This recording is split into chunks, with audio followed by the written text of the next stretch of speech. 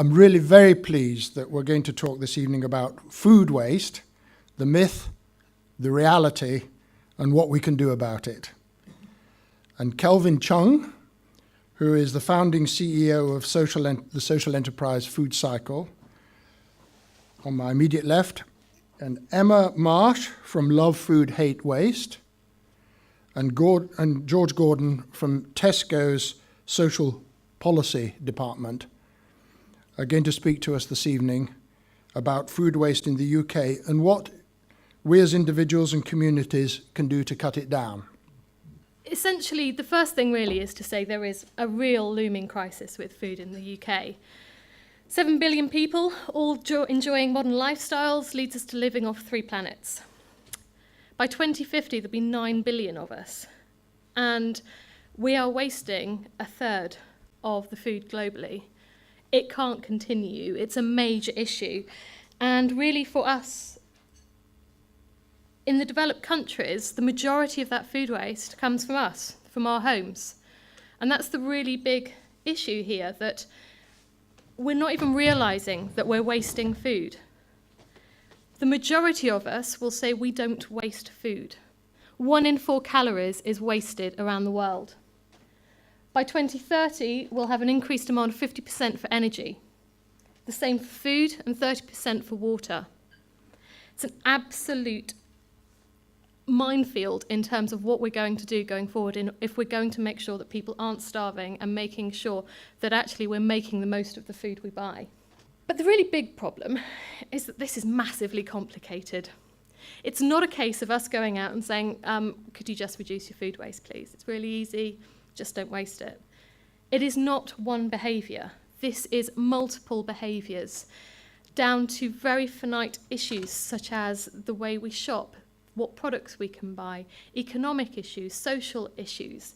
You can see all through here that every single one of those impacts on individual behaviours that cause food to be wasted. So it could be the shelf life of a product, it could be our attitudes, it could be our values, it could be what motivates us, our awareness of the issue. What do we actually have in our kitchen? Do we have a freezer? Because all of the reasons for wasting food aren't about waste.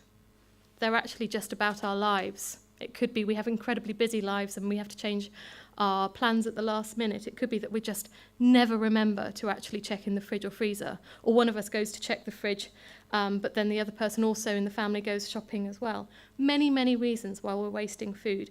And just talking about the environmental benefits won't change that. We have to think about all the motivations, talking to people about where they are in their lives right now to really make a difference. Encouraging people, what's in it for them? We need to work with where people are, not where we expect them to be or want them to be. So it's thinking about the fact that actually saving money really is the key motivator. We can't talk to people about the environment because that's not the top thing on top of their list. Raising awareness and provision of information alone are not going to be sufficient to get people to change their behaviour. So that's why we have a Cascade training programme, which is free to anyone. We go out to any groups, whether it's in a business, whether it's in a community group, and we will provide Love Food, Hate Waste training to really talk to individuals about their key reasons for wasting food. Because we all have our own irrational reasons for doing it, but actually there's a solution pretty much for everything. But ultimately, I want to finish by just saying we need all of us to do this, whether it's us as individuals, whether it's the company we work for, whether it's where we shop. We all need to take action to do it. I don't need to tell you that Tesco has had a reputation issue. And a lot of the reputation issue that Tesco has got is around its speed of expansion in the last 20 years and the size of the business. And I think if we're honest, we probably spent quite a lot of time defending or trying to deflect the size of Tesco as a business. And I think in truth, we probably did that unsuccessfully. So one of the things that we did over the last couple of years was to look at if Tesco is going to be wanted and needed in the communities that it wants to serve now, next week and into the future, then it has to do more and use its scale for good. And so that's what we've been trying to do for the last year or so in terms of working out how we can take corporate responsibility from being something which was if you like, peripheral to our commercial interests and make sure that we could embed it within what we're trying to do as a business. We're acutely aware of the environmental and social issues caused by current levels of consumption, and we know that if we carry on the way we're going at the moment, that the world is going to be in a pretty bad place. We are acutely aware, being a retailer the size that we are, that we have a responsibility to deal with that. But what we see when we see the whole picture, and this is the whole picture of food which is produced and consumed in the UK, is that a third of the food is wasted, and most of it is either in the supply chain between where it's grown or cultivated or brought up as livestock, all the way through to the retailer, and the rest of it is mainly with the customer. And what we've realised as a retailer, as a big retailer, is of course we've got a responsibility in that middle blue area, and really the ultimate aim is to try and make that the thinnest blue line we can possibly have. But we've also got a shared responsibility all the way back through suppliers and big suppliers like branded manufacturers, but also all the way to farmers and smallholders, not just in the UK, but in all the markets that we operate in. Emma's talked through an awful lot of the research that's been done by WRAP, and we did some research ourselves earlier this year to find out where Tesco customers were in terms of why they waste food and how we can help.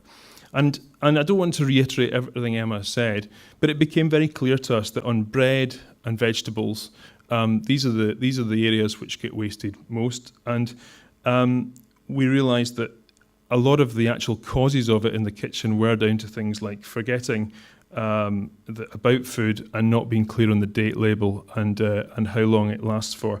Through this work, we've realised that we had a whole array of date coding on our fruit and vegetables. We had some that had used by, we had some that had best before, we had some that had display until. And we've realised that the display until date was only really there to help the store. It wasn't really there to help the customer.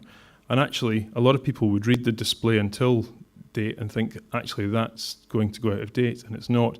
And we've realised that that's a mistake. So we've begun a process of removing display until completely from fruit and vegetables through our 3,000 stores in the UK.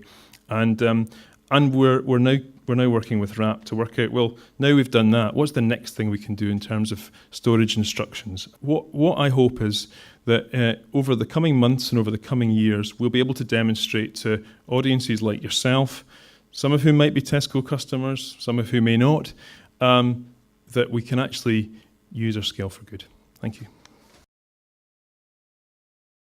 So we're Food Cycle.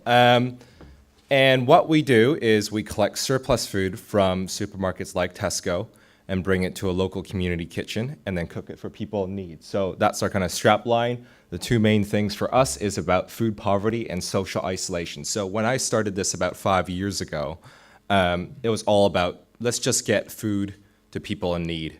There's food waste, there's food poverty. What Food Cycle does is kind of like kill two birds with one stone. But what we've found in the last 5 years is one of the most valuable things for us as an organization is the social isolation aspect and what we do for people who are living very lonely lives in retirement homes and also in their own like shelter accommodation. And so we have two major operations. One of them is the hubs model. So you can imagine us as kind of the local scout group. So we call ourselves Food Cycle Hubs. We've got Food Cycle Hub groups all across the country. They're led by amazing volunteers that also kind of inspire and lead their local volunteers in cooking and serving their local community.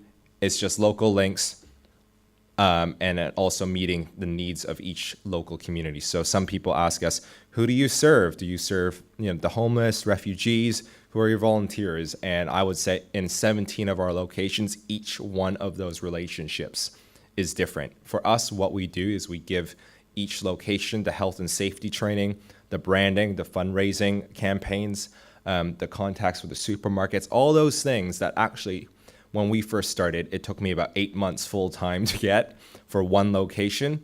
Now, because we've done that 17 times, it still takes a while, but we're able to do it a lot faster. So we give them that skills and experience. and allow them to decide what they want to do in the local community. So we also have this 5-day-a-week cafe, and this is where our kind of professional catering comes out of, that we also do apprenticeship training. So we've got 2 ideas going on. So if you're interested in business and sustainability, the cafe right now runs on about, I think we just had our annual accounts, and we made about £75,000 during the year. The whole program's cost about $100,000, so we're still fundraising for the other 25. But the idea is to have it, stand as a business that not only produces really good food for the local community, but also training up apprentices to, go into long-term employment as well. As the hubs grow in maturity, we really want to add on different things there. So whether it's healthy food training, whether it's food waste training, whether it's apprenticeships, or a food cooperative or a food bank, we really want to make sure that we work with local partnerships. So it's not just a meal, that there is a theory of change there. So why you get into this, why you come out of it, there's a plan. So whether you're alone, you make friends, or you're unemployed, so we help you access benefits or get into jobs and things like that. So that's all from us at Food Cycle. Thanks for listening.